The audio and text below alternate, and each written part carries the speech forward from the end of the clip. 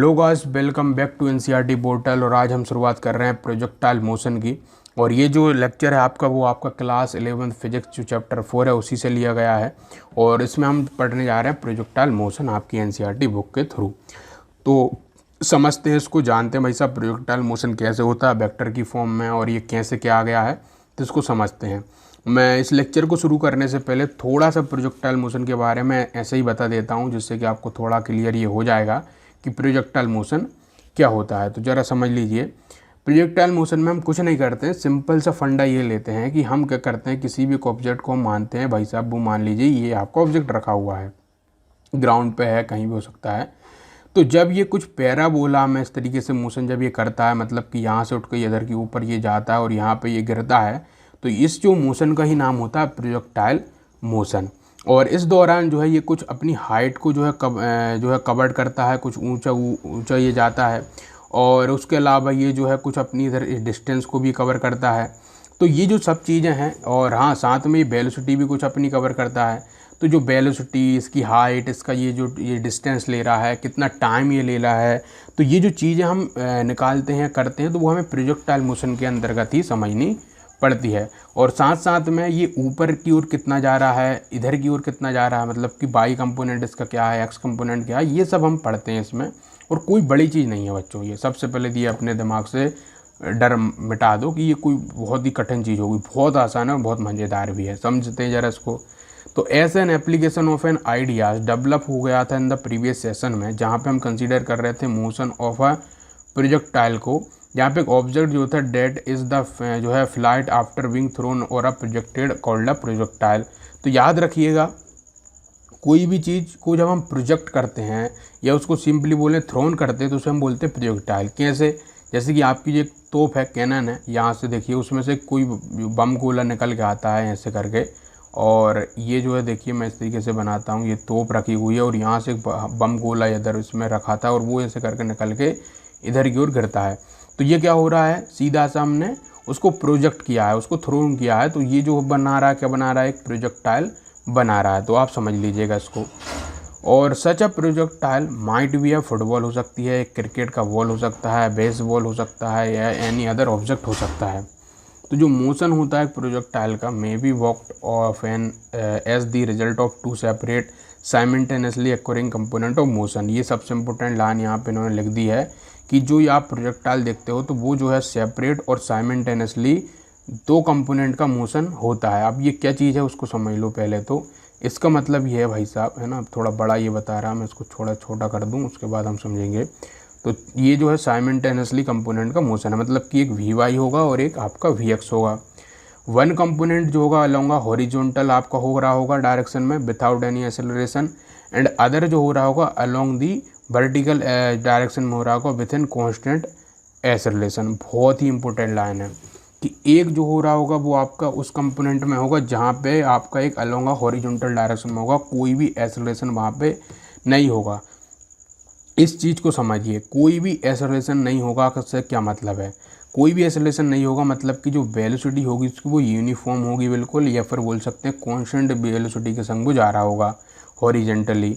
और इसका दूसरा केस उन्होंने बोला है आपका वर्टिकली, मतलब कि ऊपर की ओर जो वो जाएगा, तो उसमें कुछ एक्सेलरेशन होगा और एक कांस्टेंट एक्सेलरेशन होगा। कांस्टेंट एक्सेलरेशन का मतलब ये रहेगा कि वहाँ पे भाई साहब जैसे सेया एक्सेलरेशन हम बोल दें कि एक्सेलरेशन है 2 मीटर प्रति सेकंड स्क्वायर करके। क्या कहने का मतलब हुआ कि उसमें जो वर्टिकली हम बोल रहे हैं आपका कि वो ऊपर की ओर जब वो ऑब्जेक्ट जा रहा होगा तो वो 2 मीटर हर एक सेकंड में अपनी स्पीड को दोगुना करता जाएगा।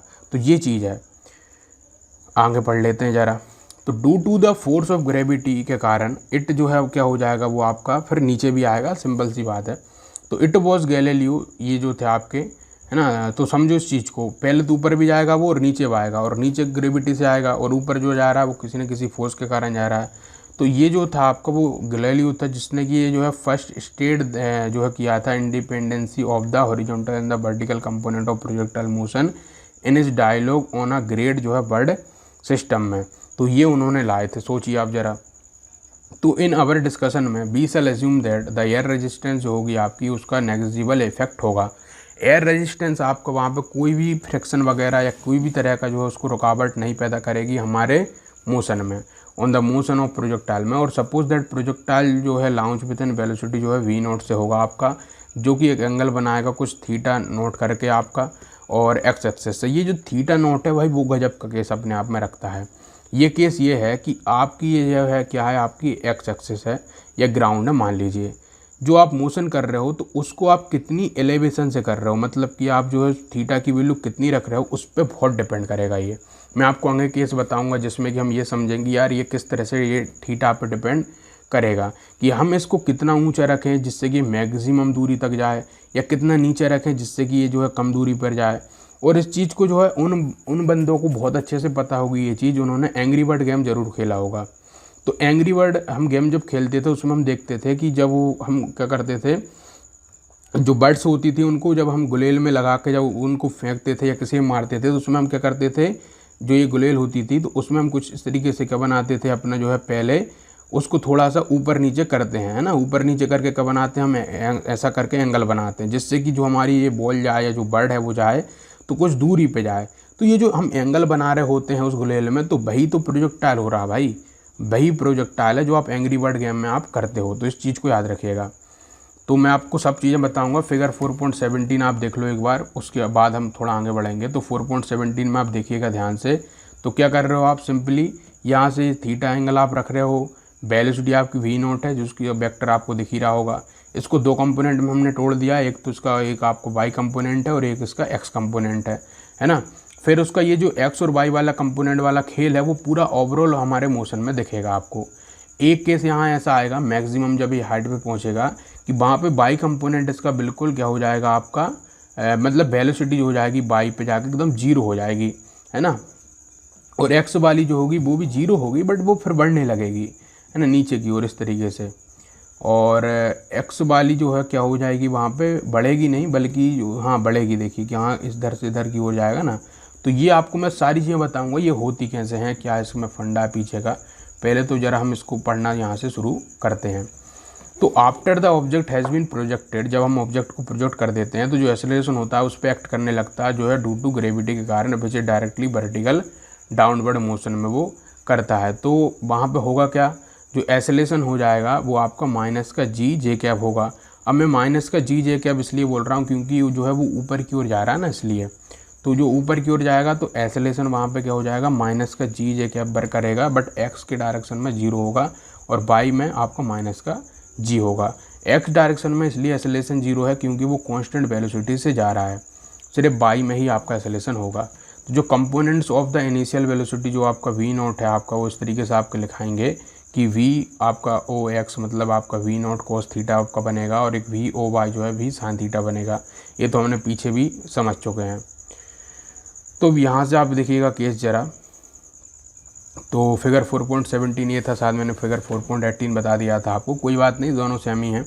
तो ये देखिएगा आप, तो यहाँ से केस क्या बन रहा है आपका, सिंपली ट्रिग्नोमेट्री लगाई है इन्होंने, और ट्रिग्नोमेट्री लगा के आपको इसको वी साइन थीटा में तोड़ दिया और एक वी कॉस थीटा में तोड़ दिया है। एंगल आपको थीटा दिख ही रहा है यहाँ पे, और एक्सेलरेशन जो है इसको नीचे की ओर खींच रहा होगा बिल्कुल परमानेंटली, और जो कि माइनस का जी कुछ यहाँ पे होगा।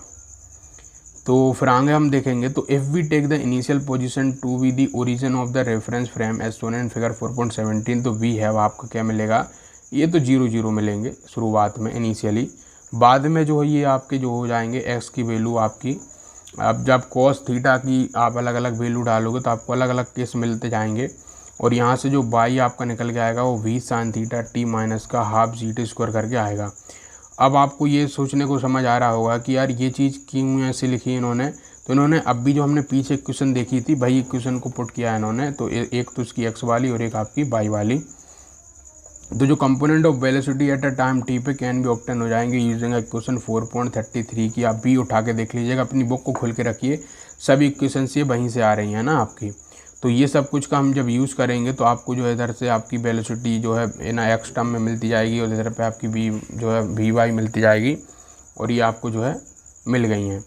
इक्वेशन 4.38 देखोगे तो आपको ये एक्स एंड वाई कोऑर्डिनेट दे रहा है पोजीशन ऑफ एन प्रोजेक्टाइल का एट अ टाइम टी पे। टर्म जो है 2 पैरामीटर्स है, इनिशियल आपका ये है और ये है ना। वैसे देखो एनसीईआरटी में जो जिन्होंने बातें लिखी हैं वो वही लिखी है जो मैं आपको बता रहा हूँ और मैं सिंपली आपको जो है इसको सीधे तौर पे आपको सीधा बता देता हूँ। देखिए समझिए इस चीज़ को कि थीटा की वैल्यू है, अभी तक जो आप करते आ रहे हो उसी फंडे को लगाइएगा, आपको थीटा मिलेगा, है ना। तो थीटा की वैल्यू तो आपको मिल जाएगी यहाँ से।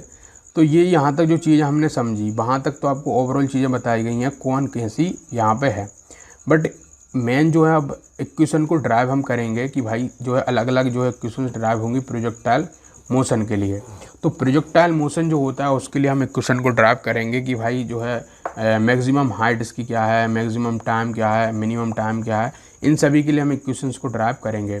तो मैं चाहता हूँ कि उनको मैं अगले लेक्चर में ले लूँगा, क्योंकि इस लेक्चर को जो है क्या करना चाह रहा हूँ मैं कि आपको इस चीज़ को थोड़ा सा मुझे अलग तरीके से समझाना पड़ेगा, क्योंकि मैं उसको मैं जो है अलग तरीका इंस्ट्रूमेंट यूज़ करूँगा, उसमें आपको मैं थोड़ा अलग तरीके से लिख के समझाऊंगा सारी चीज़ों को। तो वो हम अगले लेक्चर में समझेंगे इन इक्वेशन को ड्राइव करना, और बहुत ईजी है, कोई बड़ी कठिन इधर इक्वेशन जो है ऐसी कुछ कठिन नहीं होंगी, है ना। मैं सब कुछ आपको बता दूंगा उसके लिए मुझे एक अगला लेक्चर और लगेगा।